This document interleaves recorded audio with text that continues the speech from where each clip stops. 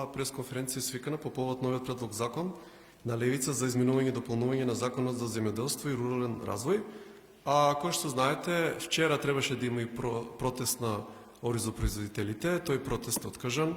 Ние се сумневаме дека тука се работи за притисок од власта и не само оризопроизводителите, значи тука ги имаме и производителите на грозје и на сите други земјоделски култури.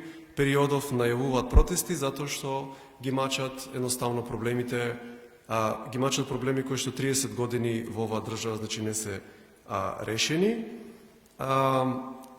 Главниот проблем е тоа што постојното законодавство речиси воопшто не ги заштитува земјоделците, тука е пробизнис ориентирано и ги заштитува само трговците и преработувачите кои што се еден вид посредници и фактички ништо не произведуваат и живеат од трудот на земјоделците.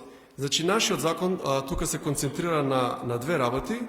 Значи со постоечкиот закон не е предвидено никаков финансиски документ, никаква финансиска гаранција од преработувачите и трговците за договорите за гарантираниот откуп кој што е планиран за следната година. Значи со нашиот закон тие ќе бидат обврзани да имаат финансиски документ со кој што ќе докажат дека ги поседуваат, значи ги имаат средствата за да го откупат родот за кој што склучиле договор.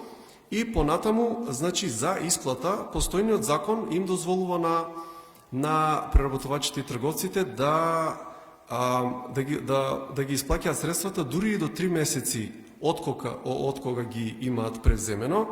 И сега ако се земува предвид еден земјоделец, значи неговото производство не почнува веднаш, на еден просечен земјоделец му требаат минимум 3 месеци да почне како подготовка пред да почне со производство, значи тука зборимеорање, расади, садење и така натаму и така натаму. Целиот тој период тој фактички не зема средства и со ова законско решение на посредниците им е дозволено да ги влечат некојаш земјоделците до 6 месеци, па и повеќе, што ги става, значи земјоделците у подредена положба и во загуба. Со нашето решение, значи тоа се укинува, максималниот рок за исплата на средства се сведува само на 30 дена, со можност, ако уплатат аванс, да речеме од 30%, да им се продолжи до 60 дена, или ако уплатат, и тоа веднаш 30%, или ако уплатат 40% аванс, у првите 20 дена исто да им се продолжи до 60 дена. Значи, на овој начин, ние